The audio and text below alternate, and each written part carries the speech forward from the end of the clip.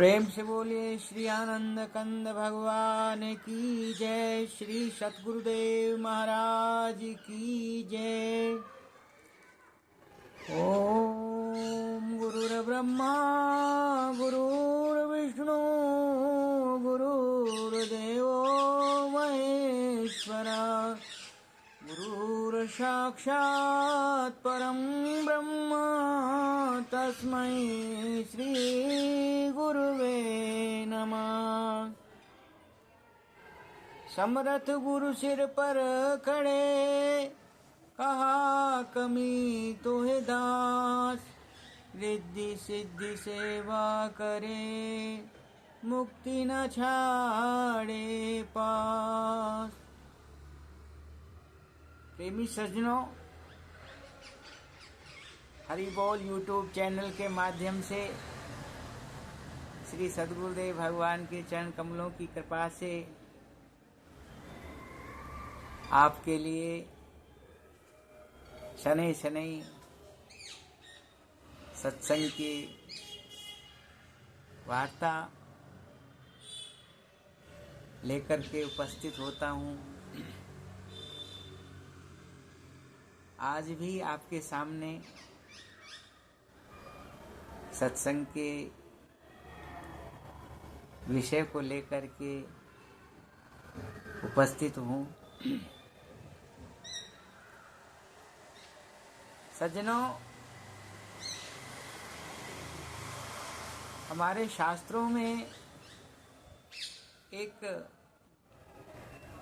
वेद वाक्य है, सा विद्या या विमुक्तये, सा विद्या या विमुक्तये।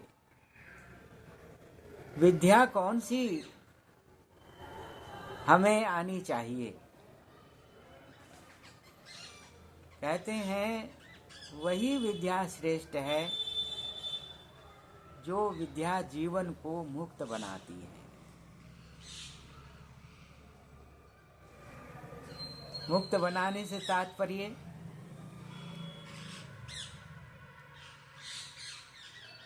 यह जीव जो है जब संसार में आता है तो अपने साथ में संस्कारों का बंधन साथ में लेकर आता है।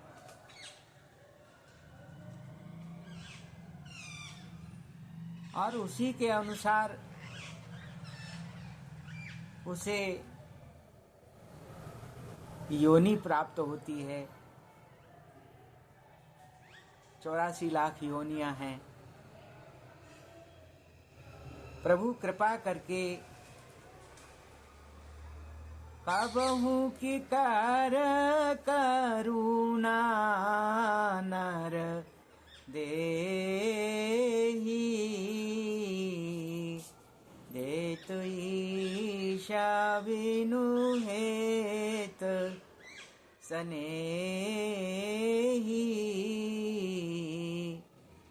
वह परमपिता परमात्मा अहेतु दया करके संसार में हम किसी का हित करते हैं तो वह भी हमारे प्रति हित की भावना रखता है। लेकिन परमपिता परमात्मा अहेतु की कृपा करते हैं, निस्वार्थ, उसका कोई स्वार्थ नहीं। 84 लाख बंधन से छूटने के लिए उसने हमें ये मानव का शरीर हमें दिया। और इस जीवन में उसने कहा कि ये जीव जो है अपनी आत्मा को 84 लाख योनियों के बंधन से मुक्त करेगा। यही इस शरीर का प्राप्त करने का हमारा प्रयोजन है।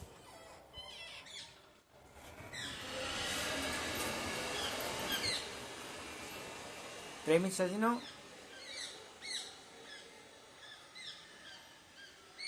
आत्मा को जानना ही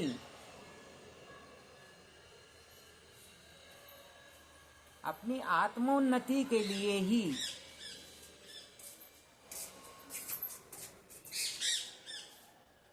जो शिक्षा है, जो सत्संग है,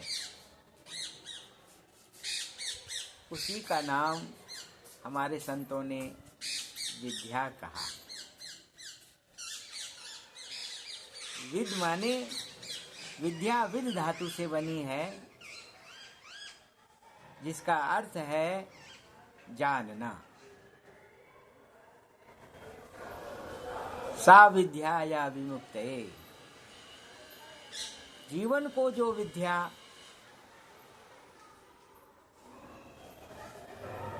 मुक्त बनाती है वही विद्या है। आज जो हम विद्यालयों में, पाठशालाओं में या टेक्निकल इंस्टीट्यूट्स में, आईआईएम में, आईआईटी में जो हम पढ़ रहे हैं, हमारे बच्चे पढ़ रहे हैं, तो वह भौतिक विद्या है।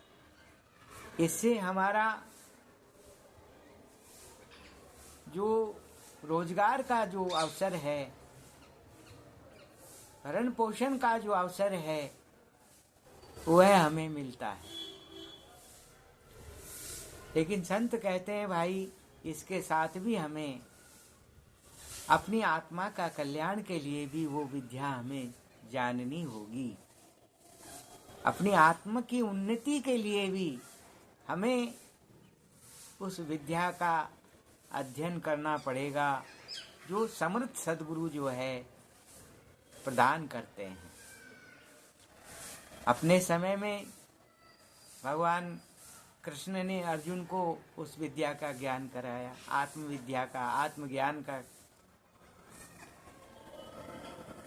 इसलिए कहते हैं, माता शत्रु पिता वैरी येन बालो न पाठित है, न शोभते सभा मध्य हंस मध्य बको यथा। कहते हैं वो माता पिता शत्रु है जो अपने बालक को विद्या अध्ययन नहीं कराते। विद्या से तात्पर्य भौतिक विद्या भी है और आध्यात्म विद्या भी है। भौतिक विद्या हमारे सांसारिक जीवन को पालन पोषण करने में सक्षम है, सहायक है। तो आत्मविद्या हमें हमारी आत्मा की उन्नति के लिए आवश्यक है। इसीलिए तो आज विद्यालयों में जैसे हम भौतिक विद्या का अधिक प्रचार प्रसार हो रहा है, तो दूसरी तरफ वह मानव जो है उसकी प्रवृत्ति जो है भौतिक साधनों की ओर आकर्षित हो रहा है।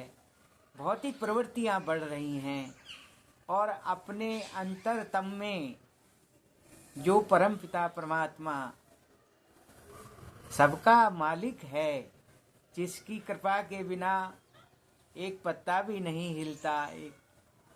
आप सज्जनों, आप सोचिए, अगर वह मालिक हमारे हृदय के अंदर नहीं हो तो क्या हम विद्या अध्ययन करेंगे? क्या हम पढ़ सकेंगे? क्या हम संसार का कोई काम नहीं कर सकेंगे? ये शरीर तो शव बन जाएगा। इसीलिए कहा गया है, जब हम किसी के अंतिम संस्कार में जाते हैं तो वहां कहा गया राम नाम सत्य है।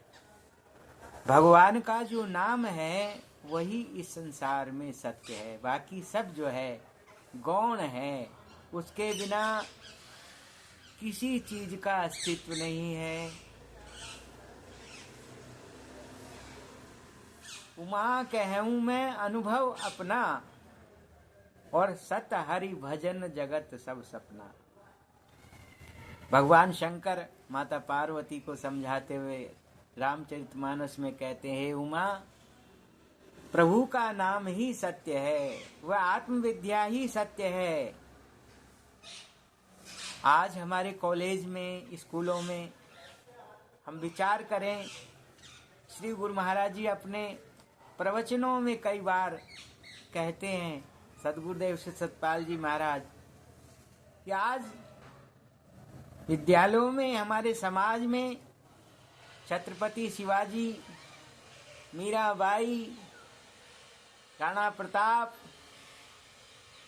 भक्त कबीर, संत तुलसीदास जैसे कवि, वीर, भक्त क्यों नहीं पैदा हो रहे? रानी लक्ष्मीबाई जैसी वीरांगना क्यों नहीं पैदा हो रही? इसका एकमात्र कारण यही है कि आज का जो समाज है वो है बहिर्मुखी प्रवृत्तियों में, भौतिकवादी आकर्षणों में ज़्यादा प्रधानता दे रहा है और प्रभु के तरफ उसका आकर्षण नहीं है। इसलिए आज का समाज भौतिक प्रधान, भौतिकतावादी प्रधान बन चुका है। प्रेमी सज्जनों, संतों ने कहा कि जागो रे जिन जागना अब जागन की बात, कि हे प्राणी, ये अवसर है। हमने अगर उस परमपिता परमात्मा को जान लिया, तभी तो कहा आत्म विद्या सब विद्याओं की राजा है। राज विद्या राजगुह्यम पवित्रम इदम उत्तमम। भगवान श्री कृष्ण कहते हैं, हे अर्जुन, ये विद्या सब विद्याओं की राजा है। किस मायने में राजा है? जैसा कि मैंने अभी कहा आपसे, अगर ये प्राण विद्या, प्राणों की विद्या, आत्मा की विद्या, आत्मा हमारे शरीर में अगर नहीं है तो सारी विद्याएं फेल हैं। जैसे घर के अंदर सब चीज हमारे पास है, चाहे टीवी भी है, फ्रिज भी है, और सब चीजें, सुख साधन हमारे पास हैं, लेकिन अगर लाइट पावर ही नहीं है तो वो सब साधन निष्क्रिय हैं। पंखा भी बिना लाइट के नहीं चलेगा, फ्रिज भी बिना लाइट के नहीं चलेगा, प्रेस भी आपकी बिना लाइट के नहीं चलेगी, आपकी रसोई में भी बिना लाइट के कुछ नहीं होगा। तो प्रेमी सज्जनों, जिस प्रकार से लाइट के बिना सब उपकरण फेल हैं, इसी तरह से अगर हमने उस आत्म विद्या को नहीं जाना है, राज विद्या राजगुह्यम पवित्रम इदम उत्तमम, वह सबसे अधिक पवित्र है, उत्तम है। फिर बताया, धर्मम शुष्कुम कर्तुम अव्यम प्रतीक्षा फलकम। वह धर्ममय है, सबको सुख प्रदान करने वाली है और प्रत्यक्ष फल देने वाली है। ऐसी आत्मविद्या के बारे में भगवान कृष्ण जो है हमें इशारा करते हैं। तो प्रेमी सज्जनों, मेरा तो बार बार सभी भक्त जनों से यही अनुरोध रहता है कि हम विचार करें। अभी प्राण प्रतिष्ठा का माहौल पूरे देश में, भगवान राम की प्राण प्रतिष्ठा हुई अयोध्या में, मूर्ति विग्रह की।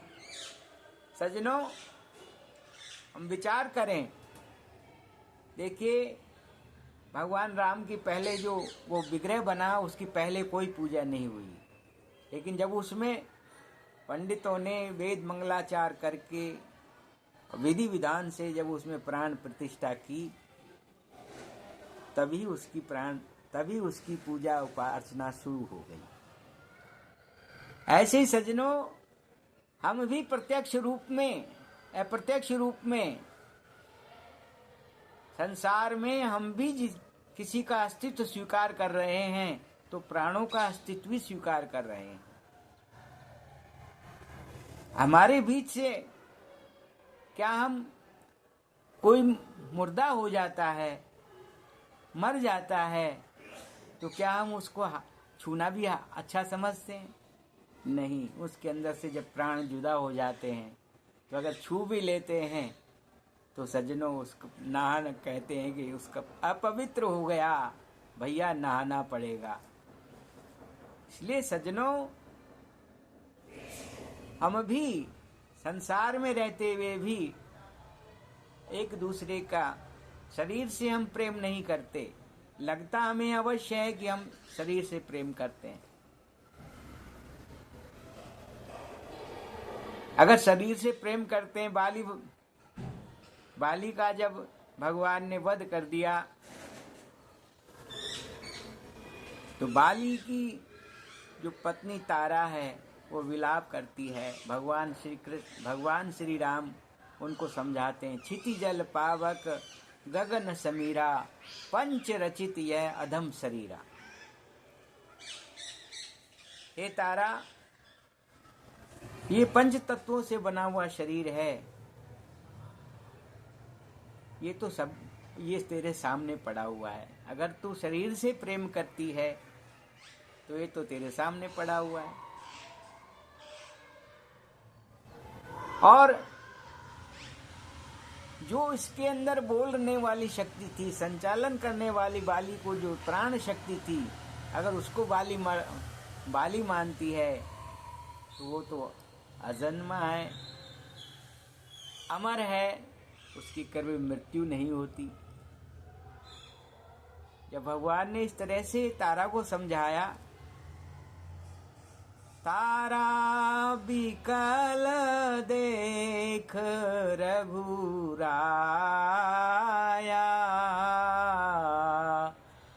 दीन ज्ञान हर लीनी माया।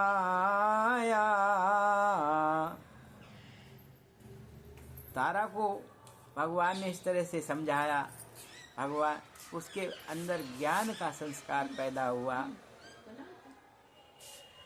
और तारा का मोह भंग हो गया। तो सज्जनों, भगवान जब जब भी आते हैं, संत जब जब भी, सच्चे संत जब जब भी आते हैं, वह प्राणी मात्र को उस विद्या का ज्ञान कराने आते हैं। जैसे आज श्री गुरु महाराज जी, श्री सतपाल जी महाराज दिन रात पूरे विश्व के अंदर उनका एक ही नारा है। श्री सतपाल जी महाराज का एक ही नारा, जागे भारत देश हमारा। जागे हैं, जगाएंगे, आत्मज्ञान फैलाएंगे। विद्या वैभव धन भंडार और आत्म ज्ञान बिना बेकार। तो सज्जनों, उस आत्म विद्या से ही हमारा कल्याण होगा। भौतिक विद्या हमें भौतिक सुख प्रदान करने वाली है, लेकिन आत्मिक सुख के लिए हमें आत्म विद्या का, प्राण विद्या का, राज विद्या का सहारा हमें लेना पड़ेगा, जो समय के संत, समय के महापुरुष, समय के युग पुरुष देने के लिए समय समय पर आते हैं। इसलिए सज्जनों, आप भी श्री गुरु महाराज जी के इस ज्ञान से अवश्य लाभ उठाएं, यही मेरा करबद्ध अनुरोध है, क्योंकि यही जीवन में सार है और इसी से जीव का कल्याण संभव है। इतना ही कह करके आज के इस वीडियो को यहीं विश्राम देता हूँ। बोलिए श्री आनंद कंद भगवान की जय, श्री सद्गुरुदेव महाराज की जय।